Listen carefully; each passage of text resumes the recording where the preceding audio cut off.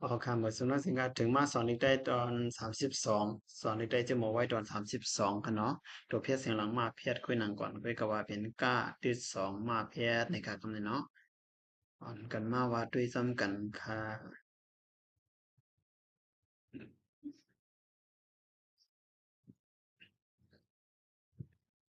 ก้าที่สองมาเพียรโกมก้าที่สองมาเพียรยักโกม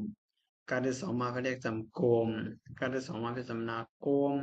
ก้าที่สองมาเพียรจำไทโกมก้าที่สองมาเพียรยักขึ้นโกมโกมโกมโกมโกมโกมโกม ค่าที่สองมาเพชรโขมค่าที่สองมาเพชรโขมค่าที่สองมาเพชรสมโคมค่าที่สองมาเพชรตำนาคมค่าที่สองมาเพชรตำไดโคมค่าที่สองมาเพชรขมโคมโขมโคมโคมโคมโคมโคมงานที่สองมาเพชรงมงานที่สองมาเพชรแยกงมงานที่สองมาเพชรสมงมงานที่สองมาเพชรตำนางมงานที่สองมาเพชรตำไดงมงานที่สองมาเพชรแยกงม งมงมงมงมงมงมก็อยากว่าคำว่าจ่าสายญาตาธนาปาพามาจะในคำลงอ่ะเนาะว่าลาเดอสองมาเพชรลมนี่ก็ลาเดอสองมาเพชรลมลาเดอสองมาเพชรแยกลมลาเดอสองมาเพชรแยกจำลมลาเดอสองมาเพชรจำนาลมลาเดอสองมาเพชรจำใจลมลาเดอสองมาเพชรแยกขึ้นลมลมลมลมลมลมลมอาทิตย์สองมาเพชรโอมอาทิตย์สองมาเพชรแยกโอมอาทิตย์สองมาเพชรแยกสำโอม อาร์สองมาพิจารณาโอมอาร์สองมาพิจารณาโอมอาร์สองมาพิจารณาโอม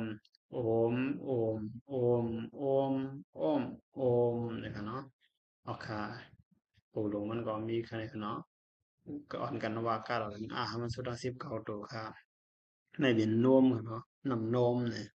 ที่ถือรอตัวมันหลานมแน่เนี่ยหน้าด้วยสองมาพิจารณานมเนี่ย เห็นในโลกค่ะเนาะเพราะว่านำนมแล้วก็หน้ามาเพื่อจำได้นำหน้าที่สองมาเพื่อจำนานมนำนมในจังในโลกค่ะเนาะพอเขามาอยู่ได้ดอดทุกอยู่มันซ้อมกันการที่สองญาเพชรโกยมาดังคัดเกณฑ์จำนามีโกยมีปาเสอาปาโกยมีปาซาที่สองมาเพื่อได้สำสมโกยมีปาสมหน้าที่สองมาเพื่อนมตาดังมาเพื่อจำนาจิ้มนมจิ้มตาที่สองญาเพื่อจำนาต้วยโนมจิ้มตัวยาวว่าคือจำได้ยาวโนมจิ้มตัวยาวหาที่สองมาเรียกโฮมลาที่สองมาเรียกสำรวมโฮมรวมลาที่สองมาเรียกสำรวมโฮมรวมรวมเสลายสำแลโฮมรวมรวมแลข้าพ่อไก่ขึ้นจำได้ค่าย